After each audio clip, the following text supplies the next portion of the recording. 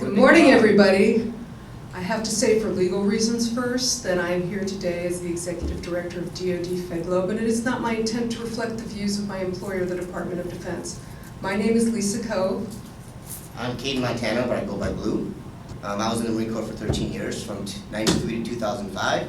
I did 3.5 tours in Iraq. I was discharged. The last half, last half of my last tour, I was kicked out under Don't Ask, Don't Tell with a bad conduct discharge, and I then made it my mission to educate and help everybody else who was in my position or to keep them from being in my position. So that is my intent here today, and I'll be around afterwards also to answer any questions and talk to you guys. Okay. Hi, everybody, and I am a veteran with the military. I was in the Navy for almost 5 years.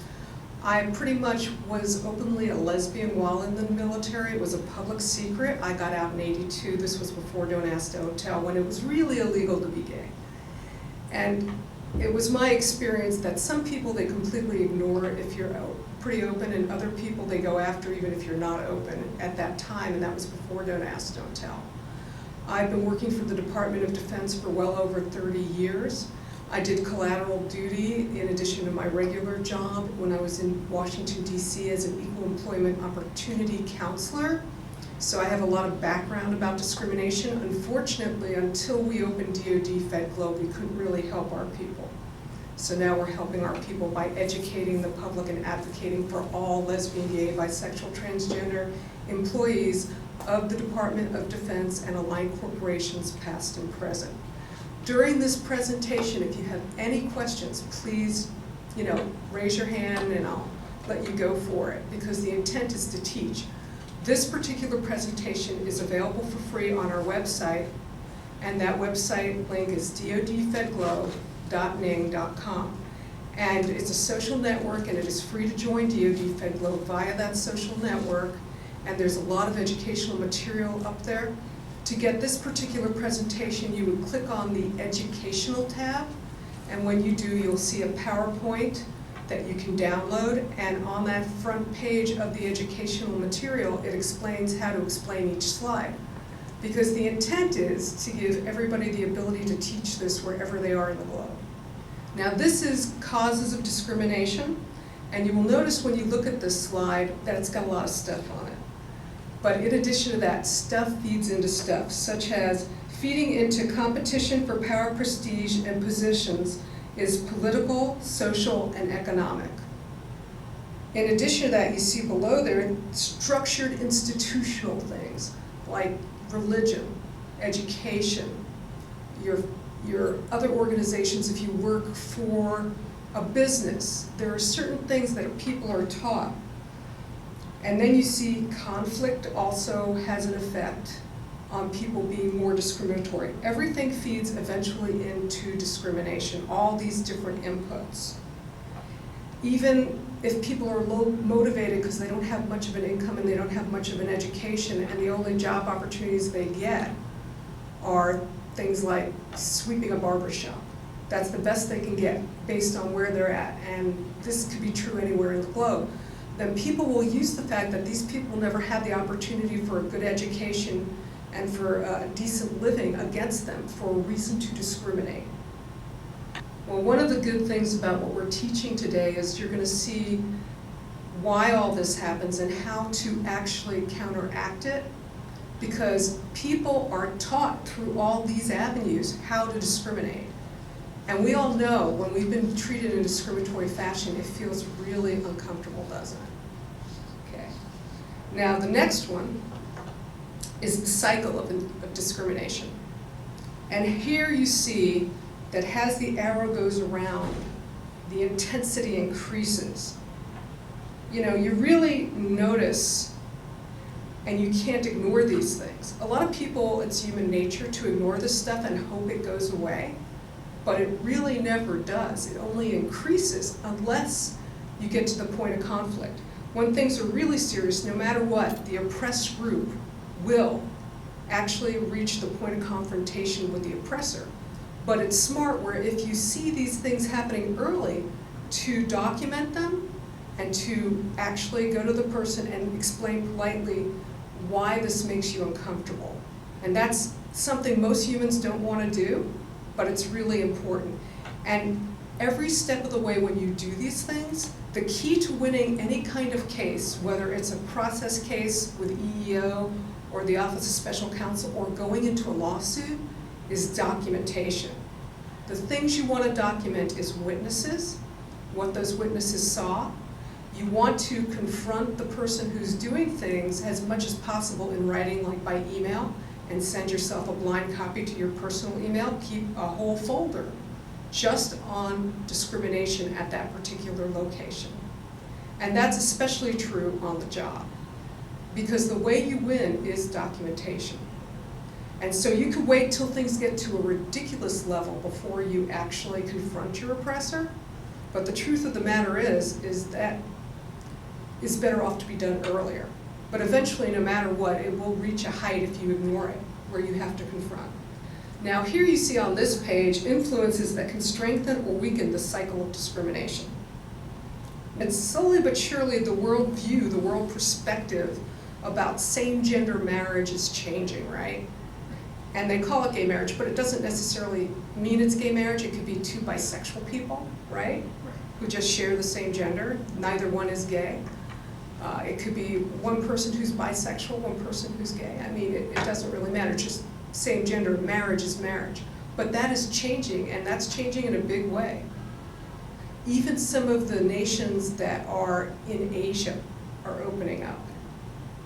And in the Mideast, Israel is really one of the more open countries in this area. But also in the Mideast, one of the worst groups in this area are folks like the Iranians, where they will hang you if they discover you're L, G, or B. But strangely enough, if you're transgender, they will actually help you get your transition because they're pro-transgender. They're just anti-L, G, and B. Isn't that interesting? You didn't know that, did you? No. As long as you live your life in a heterosexual way based on the gender you are or become, they're happy. Okay, so with the risk factors, as those increase, prejudice increases. But as we mitigate, prejudice, it decreases. And we want to mitigate every step of the way. What you see up there tells you some of the tools you will need to mitigate. Is there anything that catches anyone's eye? When you have an oppressed class, what do you don't have? Exactly. And so as we make things more fair, you reduce prejudice.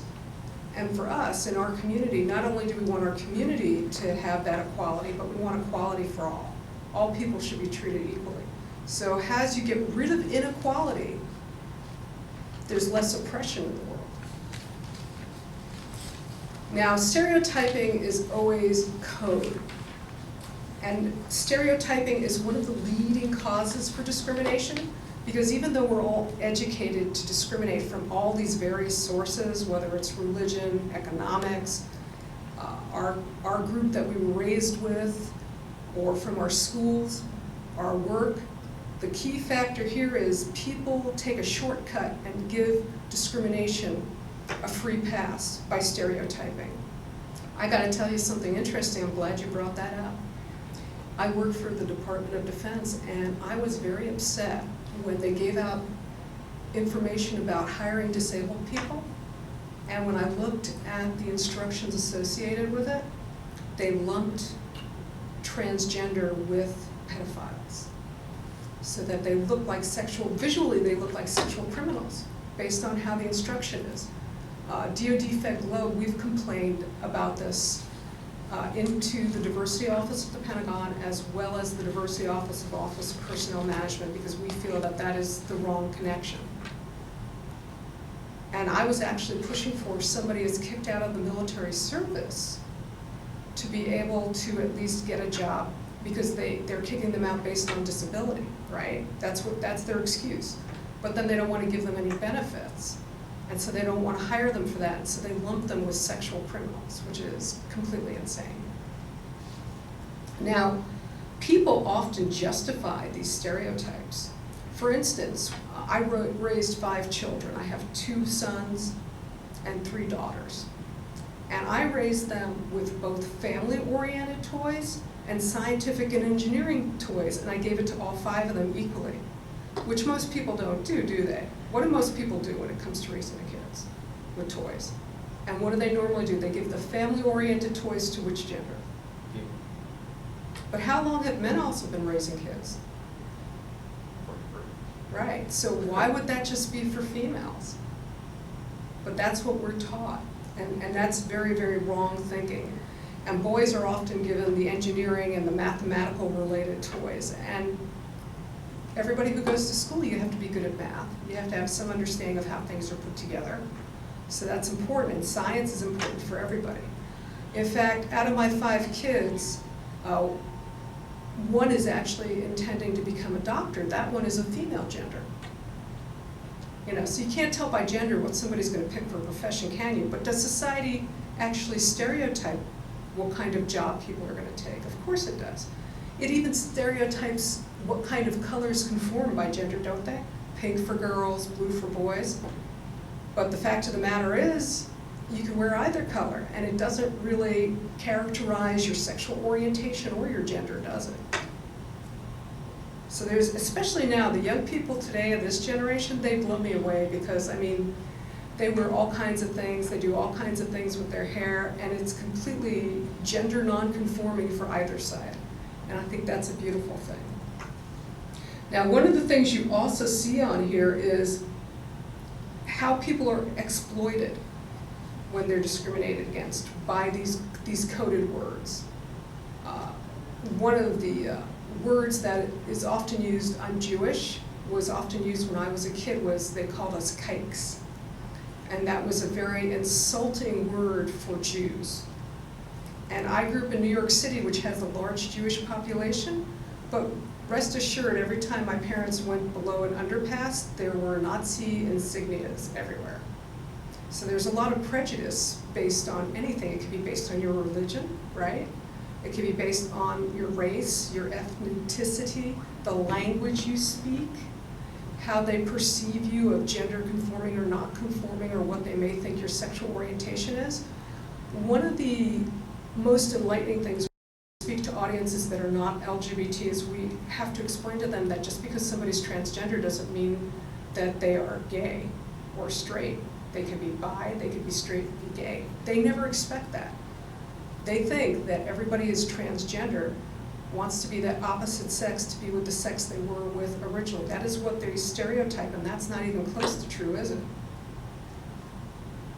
So stereotyping is a way to dehumanize people.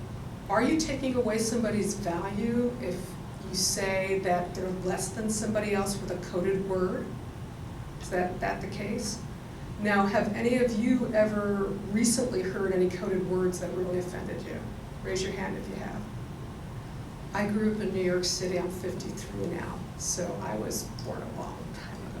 When I grew up, New York City prided itself on being the melting pot of having such a large quantity of diversity, but yet often people ended up living in sections where their ethnic group was, you know, the stronghold for that section. The same is true in other cities in the East Coast like Philadelphia. But I can understand you're being offended by that. Way back in the day, that was actually a complimentary statement. It meant we were more open-minded. But these days, it's basically taking away, it's diluting your value.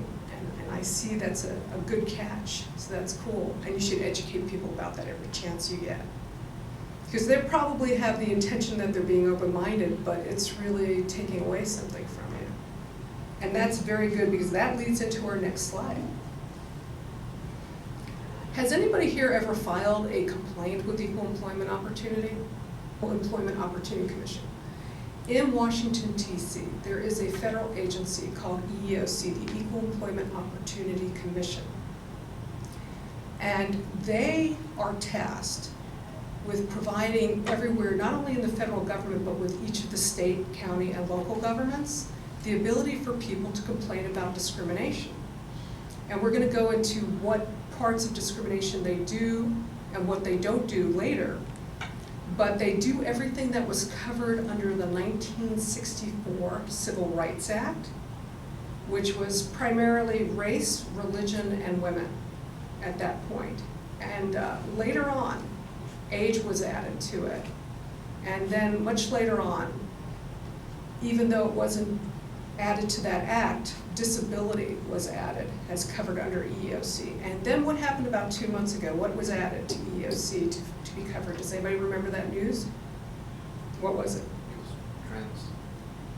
That's right, transgender, which by the way, the first lawsuit that was won, I believe was in 2005 in federal court in Ohio with a transgender lawyer who was prior military, Randy Barnaby, won that lawsuit for her client way back then.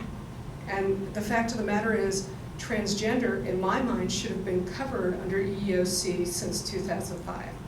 But only recently was it considered under EEOC officially, about 2 months ago.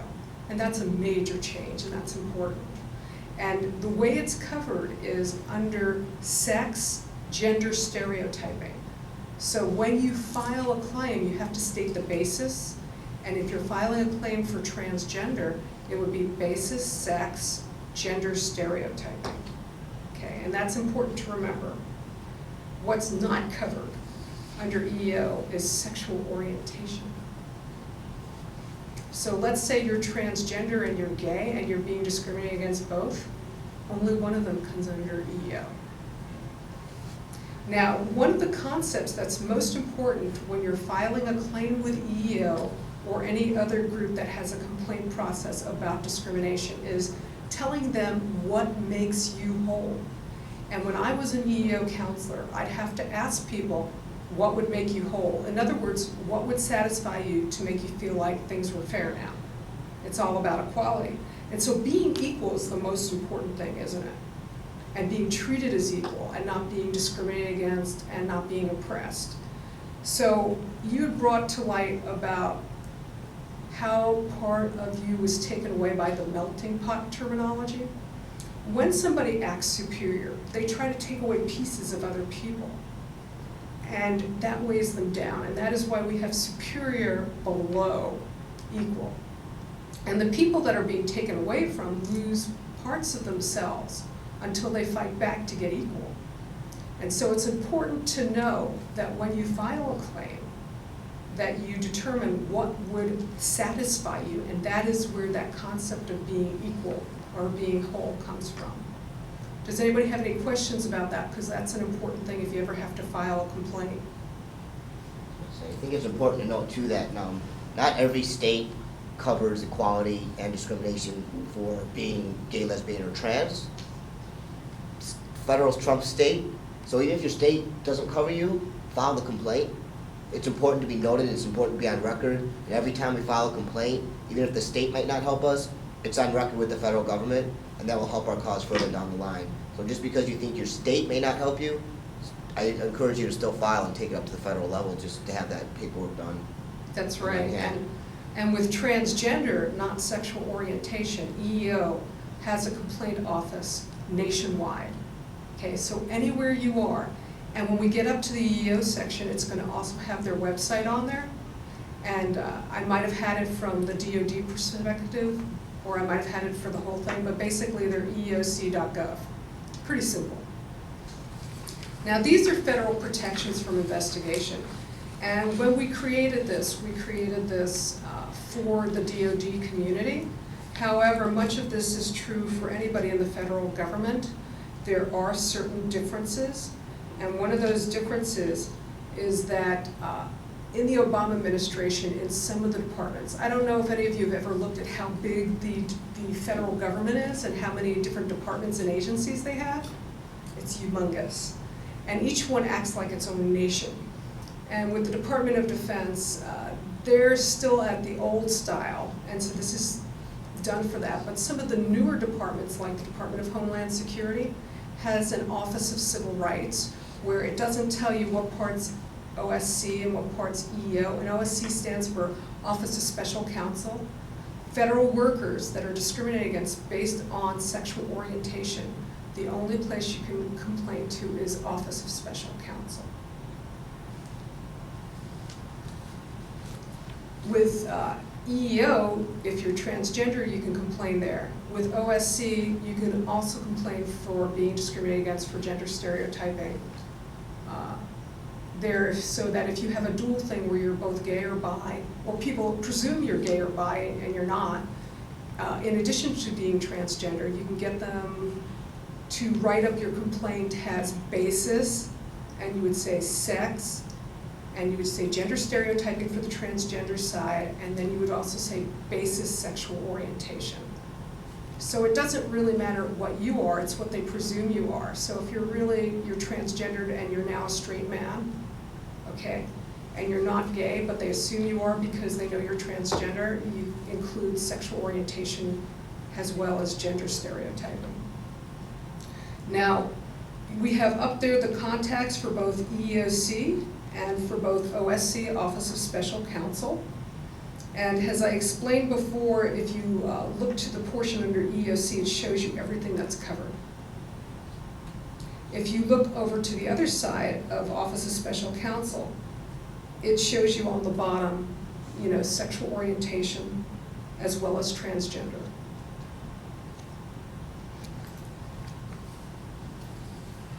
Now, if you ever have to complain to the Office of Special Counsel, which can only be utilized if you are a federal employee or you are a contractor or customer who is discriminated against by a federal employee.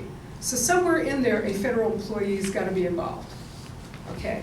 And so that's how you would use that complaint process. And the beauty of the Office of Special Counsel complaint process, which is different from EEO, is that you are not limited to when you have to file your complaint. What this means is you can actually confront the person who is treating you in a discriminatory manner, or people, and you can just keep getting the documentation together and have it pile up, because more documentation means more likely that you will win. And that's important. That's how you win, is documentation.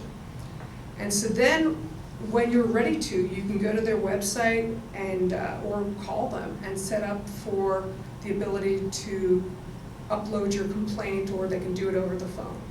And when you complain that way, and you can complain via the internet, make sure to document everything, what happened, who your witnesses are, what documentation you have, and all of that. Make sure it's very thorough and very well organized. And then that will be the first step, and they'll see from there if they're willing to take it. If they're willing to take it, they will investigate further, and then you end up in step 2 and then possibly step 3. And if they're willing to take it further, that's a good sign. If they're saying there's nothing we can do, that's not a good sign. We have a couple that are Department of Defense employees in Germany, and one is a German national and the other one is an American. And once the American supervisor realized he was gay and had this 11-year relationship with the man who's his husband, he started giving him split shifts, and he would have him working at different places within the commissary. Commissary is the Department of Defense's version for service members of like Walmart with food. It's pretty big. And so this young man was being stressed out at having to work at 2 different places every day at different times for his boss. And he saw his boss talking with his husband's supervisor, which he felt was not a good sign either. And then before he knew it, he got hit with, you have to relocate to North Dakota. Now, the Department of Defense is a huge global enterprise. They have these commissaries everywhere.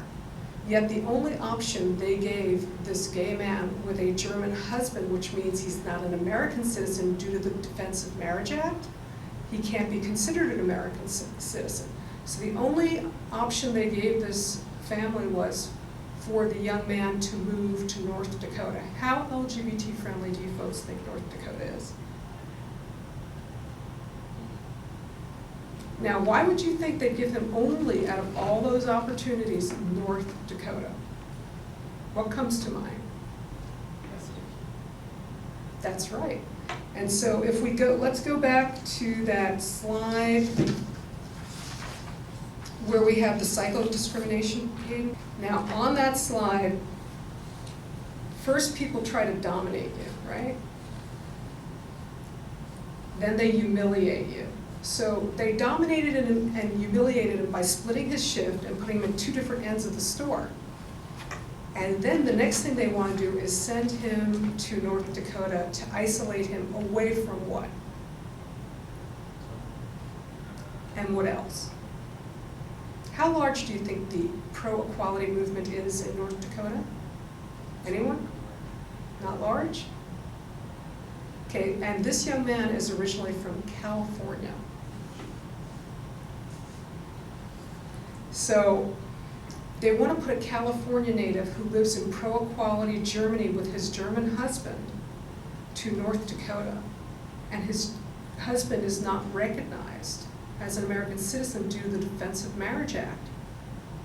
So how uncomfortable are they trying to make him? Would you consider that discrimination? And so what comes after isolation? Anyone? And then what happens next? What threat do you think they gave that young man if he refused to go to North Dakota? Fired. Exactly. And so what do you think they did after that when he said, no, you can't do this? What did they try to do next? Yes, they did. And then he ended up confronting them even more.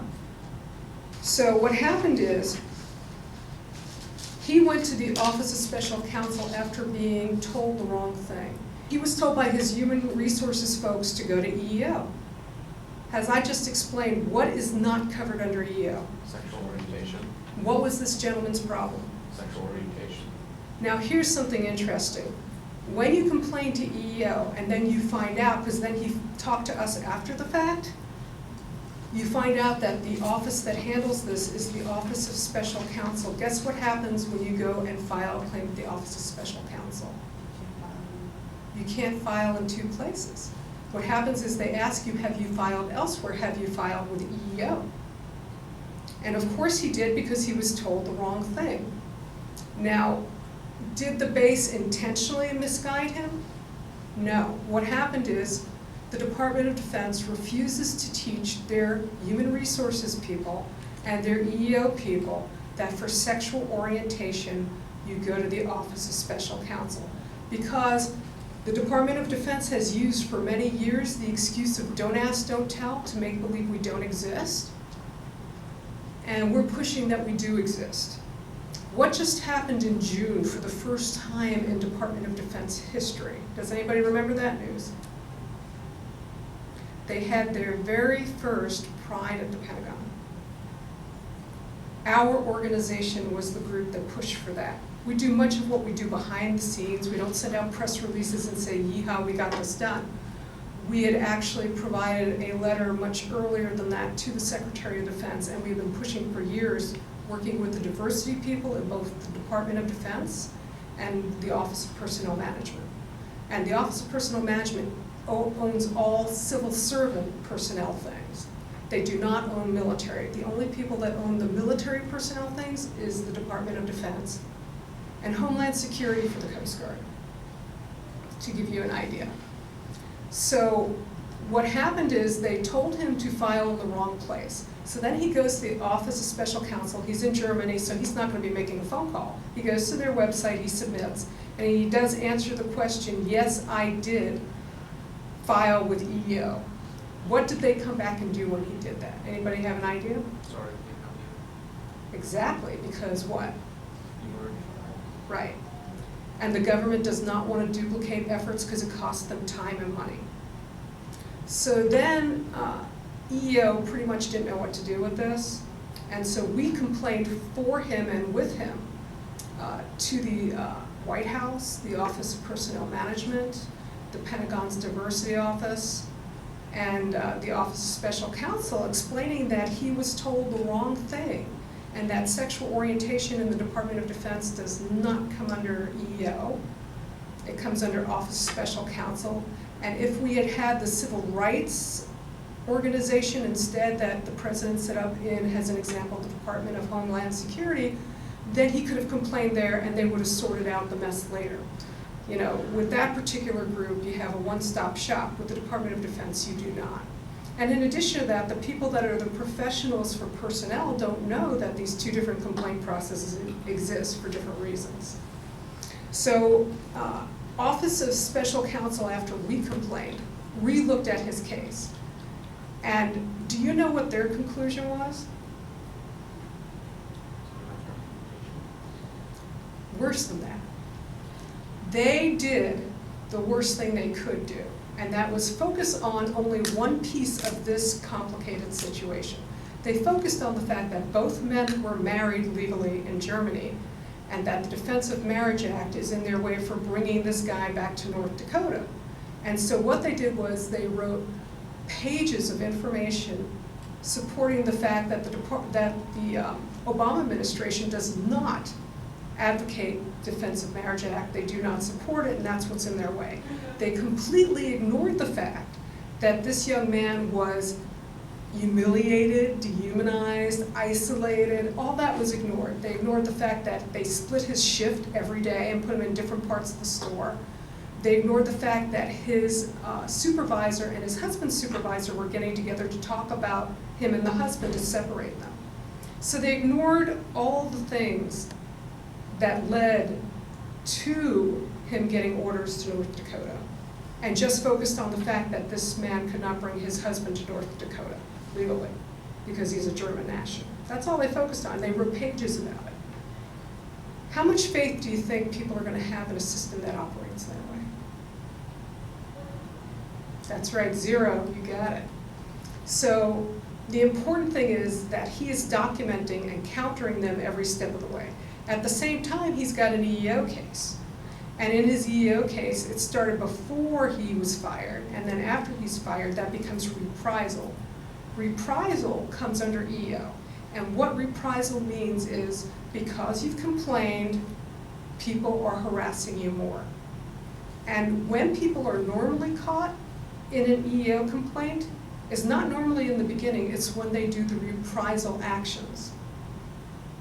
That's when they are normally caught, because they usually do things that are more foolish and more obvious. I'm going to give you a little story, brief but little. I was openly gay in 1997 on the Northeast. I was an R&D lead for an IT system that was joint, used throughout the Department of Defense. I was the only female in the design team. And it's very rare. In fact, I might even be the first female who was an R&D lead in the Department of Defense. And these guys were all straight. None of them were any part of the LGBT community, but they loved me and they were good to me and they were my friends. And so I had no problem there. And our bosses loved my work. I had no problem there. I moved to California to get away from my ex-wife. We weren't legally married, but to us it was marriage. And I took with us our 5 children, but we shared joint custody. Anyway, she decided to make issues in court, which I had to tell to the folks I was moving to in California and explain to them that I am gay. After that, my boss, who actually owned me while I was on loan, has the R&D lead to this other group. After that, she would never take any of my phone calls. She would not respond to any of my emails. And I had orders to go there, and I was quite nervous. Anyway, we did all the things with custody legally through the court system in Pennsylvania, in a very agriculturally based portion of Pennsylvania, not Philadelphia, not LGBT friendly to say the least. And so I drove all the way from Pennsylvania to San Diego, California, 3,400 miles. I get there, I get my kids at the hotel we're staying at, I get them a babysitter. My oldest at that point was 7.5, and my quadruplets were 5.5. And I end up meeting my boss, who technically has owned me at this point for 5 or 6 years. And before this point, she was very friendly with me. She has me meet with her in a room with another employee that I did not recognize. We are rebuilding a new activity from an old activity that was on the East Coast. We've transferred to the West Coast. And I was her most senior person. And she told me to take leave and that I was not allowed to report to work. And I said, I'm not taking leave, I'm here to check in. She goes, well, we're putting you on admin leave. You're not allowed to come here again.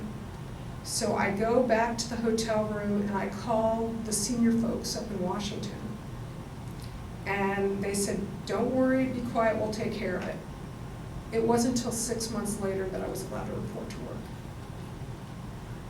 She had told people that if I showed up to work just for being gay, to make sure I'm escorted off base at gunpoint. And what happened was, I of course documented everything. I returned to work, I'm her most senior person. She doesn't give me a private office or a parking space, and I'm her most senior person. And on bases, that's a very important thing when you're senior.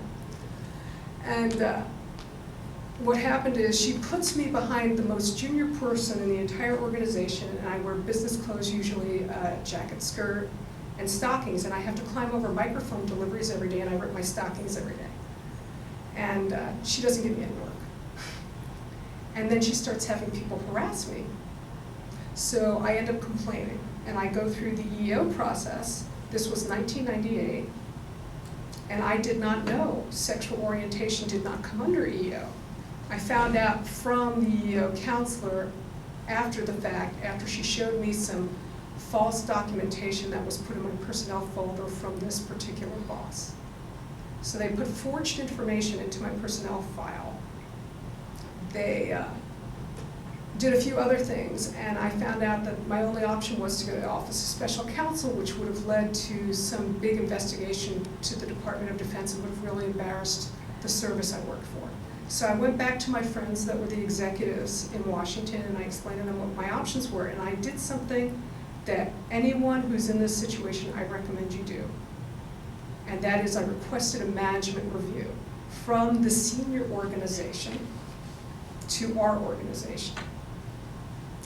And that is a lot more low-key than the Office of Special Counsel. And in a management review, they will send experts in HR, human resources, EO, for diversity, and they'll send somebody who is whatever job type you are. So I was within the logistics folks, so they sent a logistician.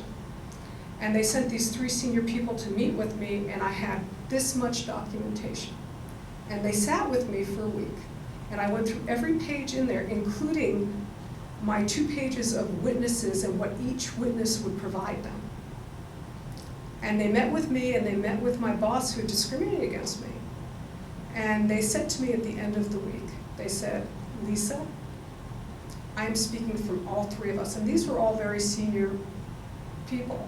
And they said, never in the history of our combined careers have we ever seen so much evidence about discrimination. And they said, we're going back, but rest assured it doesn't end here. And what happened was, they ended up sending one of my prior bosses, who was my executive when I was his R&D lead, who loved my work, to oversee the activity and to also bring 6 attorneys that were military officers, all very senior. They were 06s, those are Navy captains. You don't normally see that kind of IG. That's an Inspector General's investigation. This was really high level, but they did it all within the group that owned our group in Washington. So it didn't go to the Office of Special Counsel, it didn't make the news, it was very low key that way. And they determined that both that civilian that I worked for and the commanding officer, who was a military officer in charge of the organization, both were given the choice between resignation and criminal prosecution. What do you think they chose? Okay. So this was a good outcome. So I thought, but then I learned later that the people that helped them discriminate against me were not happy with the outcome. And that's where I came up with the idea that we had to teach people about this stuff. And one of the key things you have to remember when you're in a discriminatory situation and you've won is to never gloat, and I never did, and to try to be the one who's open and welcoming and does extra stuff for the other people to get them to understand you're human, because you've been dehumanized for a while. I was dehumanized for 2 years. And what happens is, if you don't do this, they'll continue the dehumanization until you confront them. And then you end up in the same cycle again, which does happen. So with the Office of Special Counsel, I personally do recommend using the request for a management review.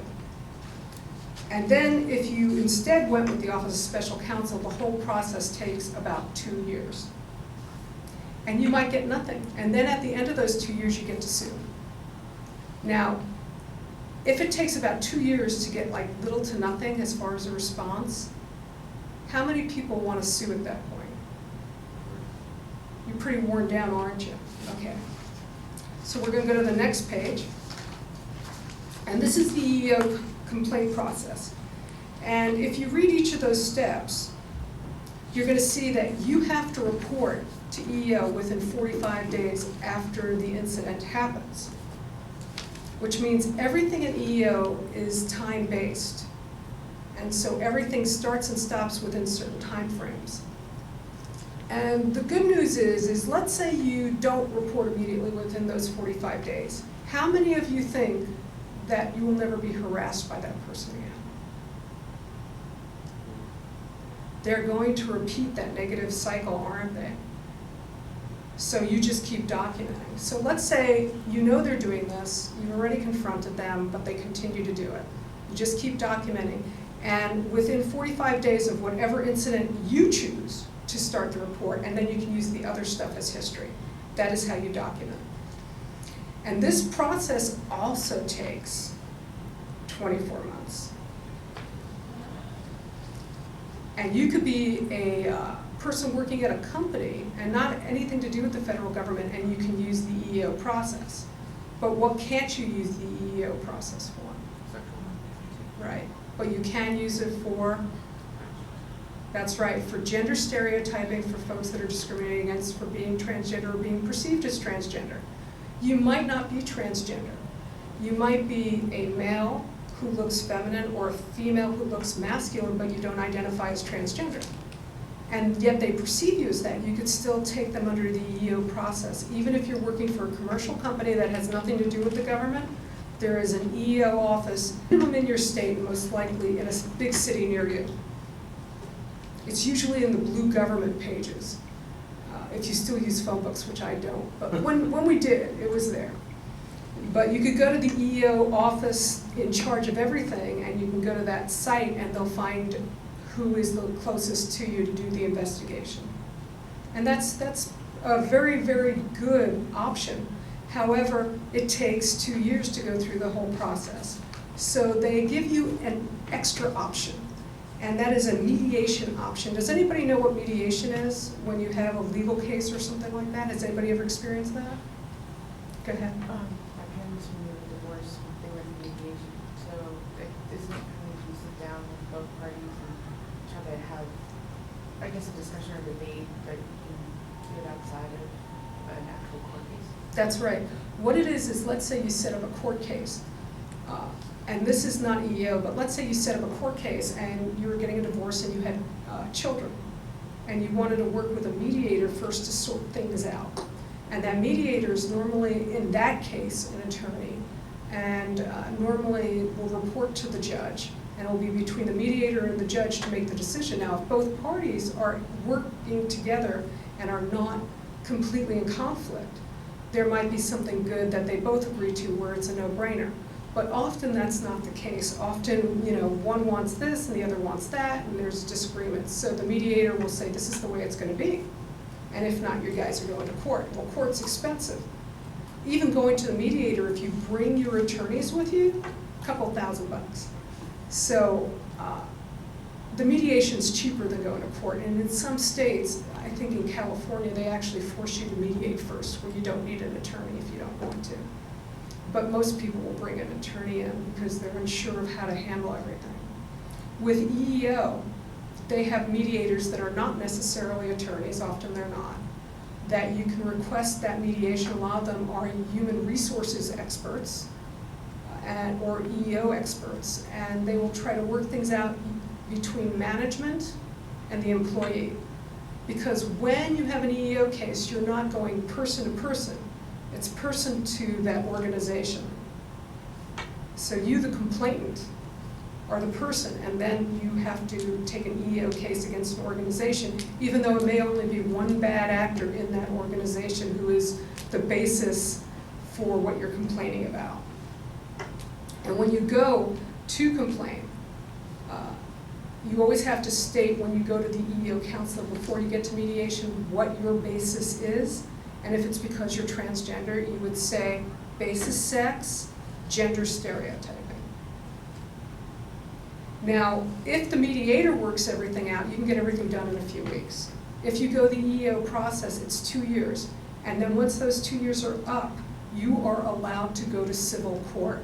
And if it's against the federal government, you have to go to federal court, which is different than your local courts. Setting precedents are important.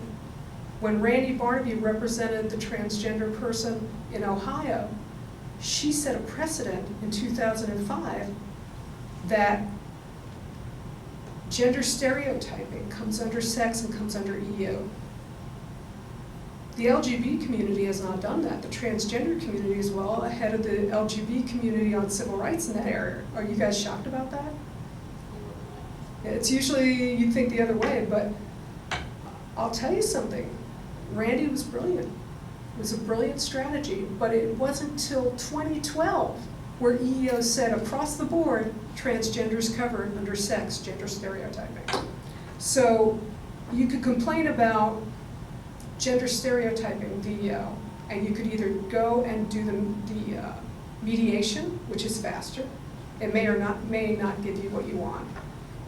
At that point, once it's over, you could decide if you want to continue with EEO or if you want to go and sue.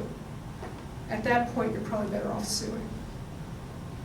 Has anybody here ever had to sue for being treated in a discriminatory manner? I worked for Walmart. They were, this was before pre-transition, and they, it was a national lawsuit. They were discriminating against women, and they were not promoting us, and they were not giving us positions that we deserved. So there was a national lawsuit based on that. And how much time consumption was that, and how many lawyers were involved? It's still going on. It's not settled yet. No, they filed 9 years ago.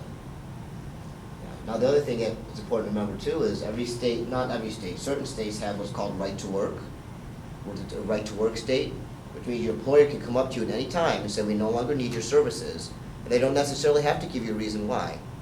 That does not mean that they're not terminating you because of your perceived gender or your orientation status.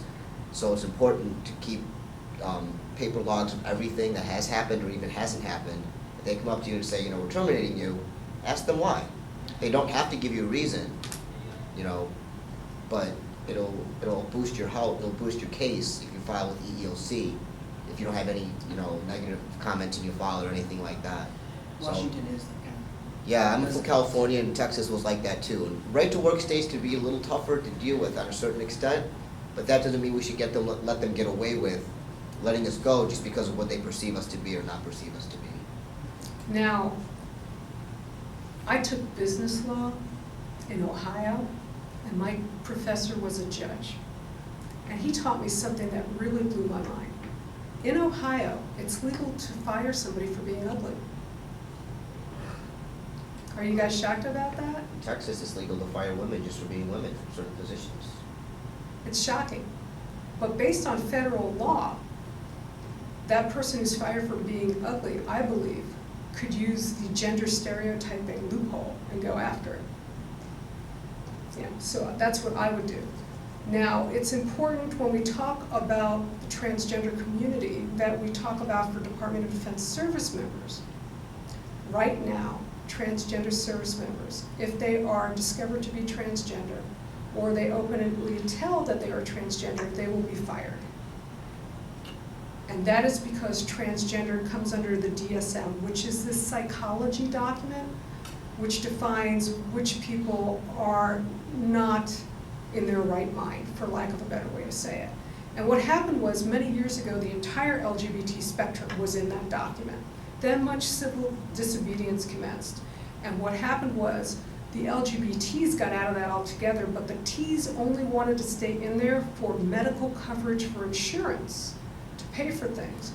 Well, what happened is, because of that, the Department of Defense, when they had Don't Ask, Don't Tell, and it was approved by Congress, they never included transgender in there because transgender was still illegal for service members based on psychology reasons. And so recently, we've complained about this a lot.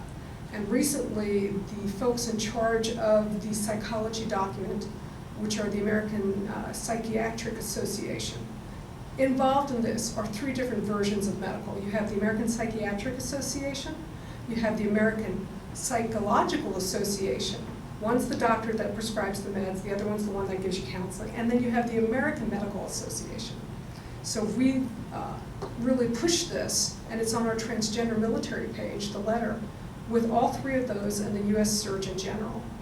And what happened was, they decided to do something we didn't want, but that many transgender folks did want, and that was keep it still in there, but downplay it in the DSM.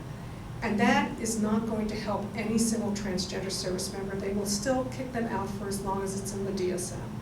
What we were advocating is to have this captured under medical and not psychological, because we provided proof, and on our transgender military page you will see that proof, that there was research that was conducted that shows that being transgender is not a psychological thing, it's a chemical thing, because those people that are transgender have certain glandular size of certain hormones in the brain that match their target gender. So it's not their imagination that they are transgender. It's a real thing, and it's a medical, physical thing. And so if that instead is covered under medical insurance for medical, then the transgender community is covered. And once it's out of psychological, then the Department of Defense doesn't have a leg to stand on. Whether it's a low level in the DSM or a high level in the DSM, it doesn't matter. We've spoken with a friend of mine who's a brigadier general. He's retired, but he used to be in charge of all the lawyers in the Pentagon, and he's very much an ally. And he said for as long as that's in the DSM, the military will fight having open transgender service, and we believe this is completely, totally wrong. There are some groups that advocate that if they're transgendered first and they've transitioned, before they go in, go with that. And my counter argument to that is it shouldn't matter whether they come in transitioned or they decide to transition later, because I'm a woman who gave birth to quadruplets while I worked for the Department of Defense. Had I still been on active duty, they would have given me paid leave the whole time. I was in civil service and they donated enough leave to take me through that pregnancy, so I was definitely out of work longer than you would be for transition, seriously. And the fact of the matter is if they're willing to take care of women that way, why can't they take care of transition that way? I don't see a problem. I don't understand why we have to treat people differently where one portion of the person's acceptable and another isn't. Because that's not treating people as whole, is it? You know, that's making them unequal. So I think that's a very important point. How does that point make you folks feel?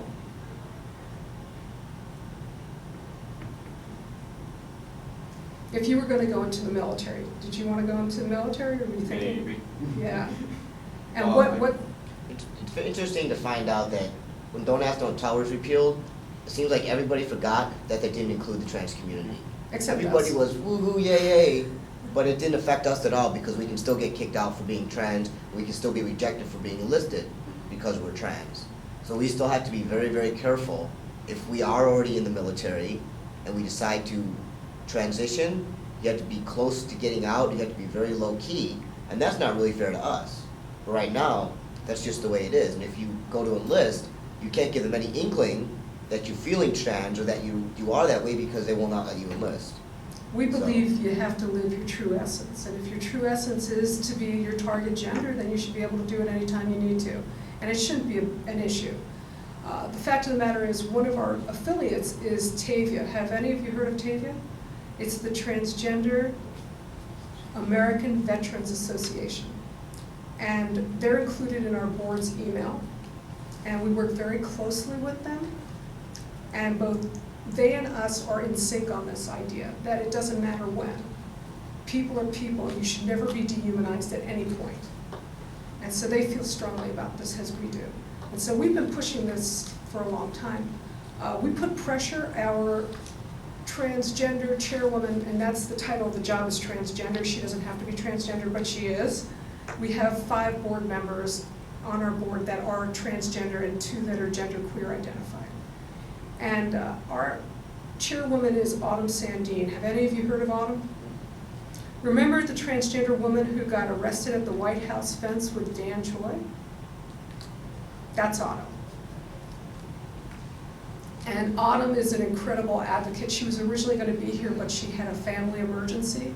She's the only person I know who, while in the military, was being sexually harassed because she was transgender, but they thought she was gay. She was being sexually harassed by straight service members that thought she was gay. And she fought back and won.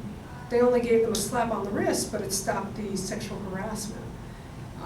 The key thing here is she succeeded. She didn't get outed as transgender.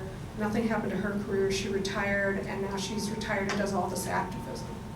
But she's the only person I know from military service who was actually transgender and didn't get thrown out, you know, even though they suspected it. They couldn't really prove it. She fought back. She's very bright. Long story short, when you have that EEO complaint and you're in the service and you're transgender, if you're brave enough to fight it, you can actually fight it, and it might get to court that way. Let's say EEO disagrees with the Department of Defense and agrees you should be able to still stay in and you're transgender. We have that gender stereotyping area within the EEO. And you could file that complaint, and if EEO backs you, and you know if it's an EEO while the president that is there now is in office, you'd probably get backing. There would probably be a conflict between the Department of Defense and the Equal Employment Opportunity Commission. The thing that we find has an issue is, and Kaiden can talk more about this, in fact, come on up here. When people are being discriminated against for being transgender in the service, normally they don't want to fight back. When I was in the service, I wasn't identified as trans, but I hadn't started my transition. I started my transition actually the day after I got out of the service. After they kicked me out, I got my 214, went straight to the doctors, and got my script for T. But being trans in the service is particularly tricky. You have to do one of two things. You have to deny it in order to choose to stay in the service, or you have to lie to them. Either one is not good. If they catch you lying, they'll still kick you out. But then in turn, you're doing what? You're not being true to yourself, right? There are certain transition aspects that you can do while you're in. You know, you can wear binders when you're out, not on base. I wouldn't suggest that.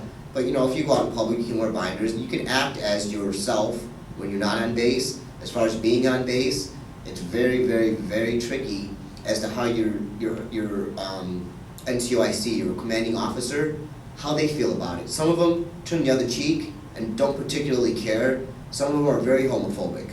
My commanding officer, when I got discharged, the reason I got bad conduct discharge because he was so homophobic that the discharge that he wrote up is depending on how they feel about the situation. So I would not suggest that anybody try to pursue an active transition while they're active duty. Now, here's the tricky thing. If you're in the National Guard or Reserves, you're only there, what, 2 weeks a year, right? And a weekend a month? That gives you a lot more freedom, and you still get all the same military perks. So that's another thing to consider if you're considering joining the military, is to go something like National Guard or Reserve, where you can still have that military in you, that military service, but you still be able to be free to be who you are 3 weeks out of the year, and then the time that you're not, you know, doing your reserve time. I would not. It'd be difficult to maybe start hormone treatment, but it could be done. It'd be interesting to see how they reacted to that for a couple reasons, because I don't know that anybody I know of has personally tried to transition while they're actively in the service. I do know a friend of mine had certain transitional products sent to him while he was still active in the Army, and his commander did not like that very much. Because regardless of what we think, they do kind of screen our mail that comes in. If they see something in brown paper, plain paper package, they're going to wonder what it is and why it's not marked. And then they'll start questioning. So anything you do that will give them reason to question is things that you need to stay away from, unfortunately, if you're in or thinking of going in. Because even when you enlist, if anybody in your family says, well, I heard this, it's going to cause a red flag. Any red flags that they see, they're going to do further investigation, and that's what causes the issue.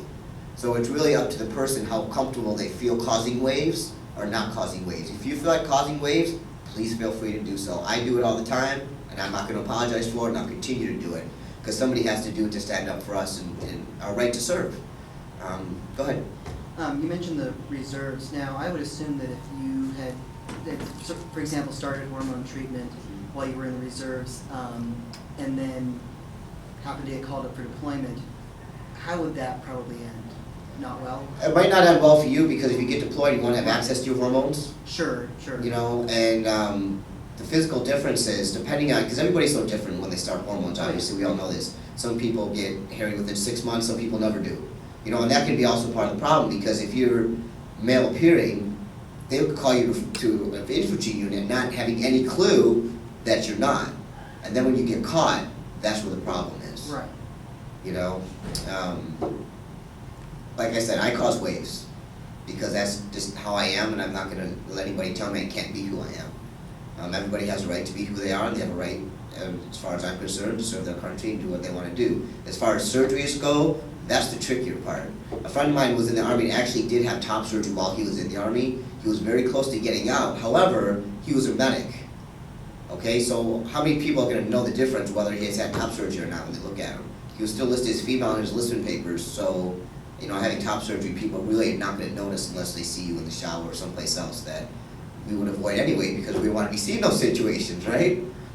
So to answer your question, I would be very wary about starting hormones, because you don't know how your body's gonna react. Sure. And that's the situation. If you, I mean, you can kind of look to your male history, because a lot of us guys know that we kind of tend to look like our families when we start to transition, you know, i.e. the hairline, the body hair, all that kind of stuff. So that really is a call to you to see how comfortable you are as far as going in reserves. I would start hormones if I was in the reserves. It wouldn't bother me, but that's just my opinion. You know, like I said, it's up to the individual and how comfortable they are with themselves and with their transition, and with their family also. Because you have to think, if your family's upset with your transitioning, and they find out that you're going in, they could very well cause waves for you as well. If they don't think it's right, they could cause a problem. That's what happened to me, that's how I got out. My mom caused a problem. So, that's another thing you have to be careful of when you think about, is dealing with your families also, maybe that fine line between letting them know, not letting them know. That's really up to the individual where they are at their stage in transition and stage in life. What he brought up was real important, because when you join the Department of Defense, you most likely will have a clearance. And even if you don't have a clearance, they will do a security check, which takes a year for them to do fully. During that year, they're going back and speaking to your neighbors for the last 10 years. They're speaking to your employers for the last 10 years. Speak to your dog. They're speaking to your relatives. Okay, and how many people have had issues with their relatives on occasion? Okay, how would you feel if you knew they were going to talk to your relatives? Well, I'm pretty sure they wouldn't talk to my relatives, they're not. Yeah, actually they would. If you were going to go into the military, they would. If you get a security clearance, they go back 10 years, and it's pretty intensive. I had a security clearance for my first 4 years I was in. I had a security clearance for the first 4 years I was in. Let me tell you, I didn't even know they were really doing it until my dad called me and says, "Why is the FBI in my house questioning me?" I mean, literally, because sometimes depending on the job you get, you don't even know they're going to do it for you, and all of a sudden they'll come to you and say, "Here's your clearance." I mean, yeah, you have to fill out paperwork, but you have no idea that they're going to go talk to your mother, your brother, your dead dog, and everybody else to Yes. find out more about you and to find out how safe people think you are. And if people don't agree with your lifestyle, if they don't agree with your transition, they can, and sometimes they will bust you out, which is not the right thing to do. Tell them what you did You for know. a living in the military. I was in motor transport to begin with. That was my first MOS. I did that for 6 years. And then I was a cook for 3 years. And then I was attached to a division called the 19, which was working with personnel in Iraq. Basically what that was making sure that the soldiers that were deceased came back with their belongings, and that they were properly identified and properly taken care of. And I followed soldiers back to their final resting place. So that's what I did for the last 4 years I was in, almost 5. Now, the reason I wanted him to tell you these things is, you notice that he did not mention that he was working in the intelligence community. The point being that everybody in the Department of Defense, when you go to work for the Department of Defense, they're going to do this background check. So if they go to your relatives and your relatives are completely unaccepting, and they bust you out for being transgender or for anything else, it's gonna come out.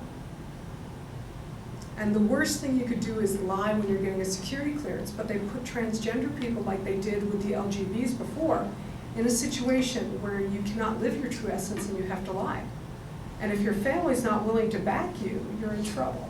I got hurt my last tour over there, and I woke up in Germany. I had no idea I was there, how I got there, what had happened or anything. Last thing I remember was I was driving a truck. Next thing I know, I'm waking up in a hospital bed with my mom standing over me. I'm like, did I die? Did I go to hell? What's going on? Because I was just really just not with myself. But I was with a partner for 9 years at that point, and I had given her instructions, and some of my other friends that knew I was gay, in the military that I knew I could trust, that if anything ever happened to me, to let her know. Well, she had the bright idea, I'm gonna try and find out how he's doing, and say I'm her sister. So a doctor comes in and says, you know, your other daughter's trying to get a hold of him. My mom's like, that's not my daughter, that's her partner. That's how my situation came to be.